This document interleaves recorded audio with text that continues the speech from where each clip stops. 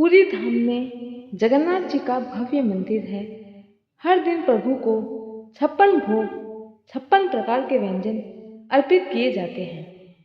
इन व्यंजनों की सुगंध पूरे क्षेत्र में फैल जाती है। यह दर्शन और प्रसाद ही भक्तों का सौभाग्य है।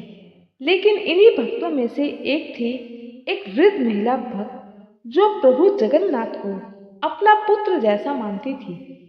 एक दिन पुजारी भगवान को अनेक मिठाइयाँ, पूरियाँ, कचौड़ियाँ, मीठे तीखे व्यंजन, पायसम, दही, पकवान चढ़ा रहे थे। वृद्ध महिला विचार कर रही थी, अगर मेरे घर में कोई इतना खा ले तो उसे जरूर दवा की जरूरत पड़ेगी। प्रभु भी इतने 56 प्रकार के व्यंजन खाते हैं, प्रभु को अपच भी होता होगा। अगर प्रभु की तबीयत खराब हो गई तो।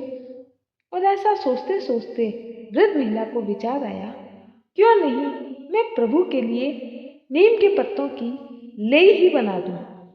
प्रभु अगर इसे खा लेंगे तो व्यंजन का मजा भी ले पाएंगे और तबीयत भी खराब नहीं होगी। और ऐसा सोचते हुए अपने गांव के पास के एक नीम के पेड़ के नीचे बैठी और नीम की पत्तियां तोड़ी। उसने उन्हें अच्छी तरह से साफ किया, कुछ पत्तियों को पीस कर एक तरह की औषधि बनाई। फिर वह सुबह सुबह मंदिर के द्वार पर पहुंची। तभी द्वारपालों ने उसे वहीं द्वार पर रोक लिया। बोले, कहाँ जा रही हो? वृद्ध महिला बोली, मैंने प्रभु के लिए दवा बनाई है। उन्हें रोज 56 भोग खिलाते हो। एक दिन उनका पेट दुख गया तो कौन देखेगा? पुजारी हंसने लगे। अरे पगली, भगवान को दवा की क्या जरूरत, वो तो सर्वशक्तिमान है। महिला ने सारी बात बताई, पर द्वारपालों ने आंखें दिखा दी और कहा, तुम्हारी फालतू दवाई के लिए द्वार नहीं खुलेंगे। जैसे आई थी वैसे ही चली जाओ। वृद्ध महिला ने बहुत समझाया, पर द्वारपालों ने एक न सुनी। बेचारी वृद्ध महिला अनबना सा मुंह लेकर अपने घर की तरफ चली गई। परंतु भक्त की बात और भाव में कुछ ऐसा ही था कि एक वृद्ध पुजारी ने बात ध्यान से सुनी और कहा, चलो आज इसे भोग में अलग से रख दो, देखेंगे क्या होता है।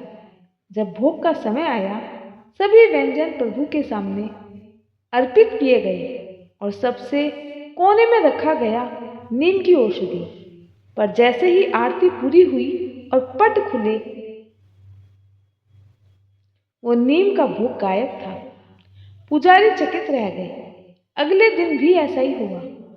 हर बार नीम का भोग समाप्त हो जाता। अब पुजारी समझ गए, यह कोई सामान्य बात नहीं, यह तो प्रभु की कृपा है। एक दिन मंदिर के महंत को स्वप्न हुआ।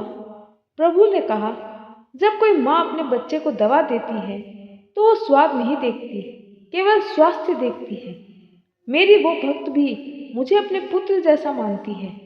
उसे मेरी फिक्र है, इसीलिए वह मुझे औषधि के रूप में नीम चढ़ाती है। मुझे नीम नहीं, उसका स्नेह मिला है। अब से मेरे हर भोग के साथ नीम की औषधि होगी। उस दिन से प्रभु के नीम की औषधि का भोग परंपरा बन गई। उस दिन से नीम के पत्तों का भोग एक औषधीय प्रतीक के रूप में जगन्नाथ जी को चढ़ाया जाने लगा। वह भोग नहीं, बल्कि सच्चे प्रेम और सेवा का स्मरण है। जय जगन्नाथ, जय श्री कृष्ण।